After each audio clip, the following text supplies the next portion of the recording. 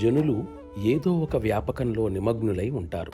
అది పండితులకు పుస్తక పఠనం వల్ల వచ్చే మానసికాహ్లాదం, ఆరాధకుడికి ఆరాధనలోని ఆనందం, భక్తుడికి భక్తిలోని ఆకర్షణలు, సిద్ధుడికి సిద్ధుల వలన కలిగే సంతోషం, సన్యాసికి ఏకాంత జీవనం, ఉన్నత స్థితిని పొందినవానికి పరిపూర్ణుడిగా ఉండడంలో తృప్తి. ఆ విధంగా ప్రతి ఒక్కనికి ఏదో ఒక ప్రత్యేక రకమైన ఆనందాన్ని కలిగి ఉండడంలో ప్రత్యేకమైన ఆకర్షణ ఉండి దానిలోనే మునిగి ఉంటాడు. అదే అతడికి ముఖ్యాన్వేషణ అవుతుంది. దైవ మార్గాన్ని నిజంగా అనుసరించే వానిని ఇవేమీ ఎటువంటివి ఆకర్షించవు. అనంతుడైన ఆ దైవంతో ఐక్యాన్ని పొందడానికి ఆ పరమ గురువు ఎదట తన పరిపూర్ణ స్థితిలో కనబడటమే అతడి ఏకైక లక్ష్యం అవుతుంది. తనను కప్పి ఉంచిన ఆ ఆవరణలను అన్నింటినీ విసర్జించిన తర్వాత మాత్రమే ఇది సాధ్యమవుతుంది.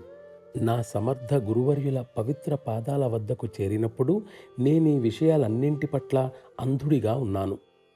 గ్రంథాలు నిరుపయోగాలని భావించి దూరంగా ఉంచాను.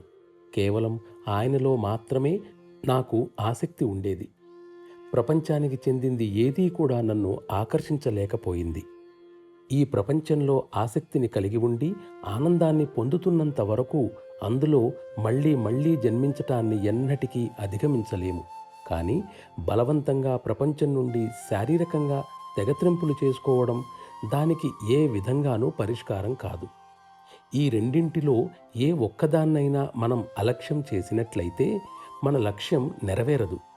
మన అంతిమ విజయానికి జీవితంలోని రెండు భాగాలు, ప్రాపంచికం, పారమార్థికం, రెండూ కూడా పక్కపక్కనే ఒకే విధంగా దేదీప్యమానంగా సాగాలి. మనం రెండు రెక్కలను చాచి ఎగరవలసి ఉంది.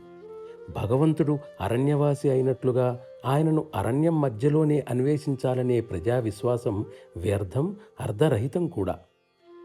ఆయనను మన హృదయాంతరాళంలోనే అన్వేషించటం మరింత ఉత్తమం అని నా నమ్మకం.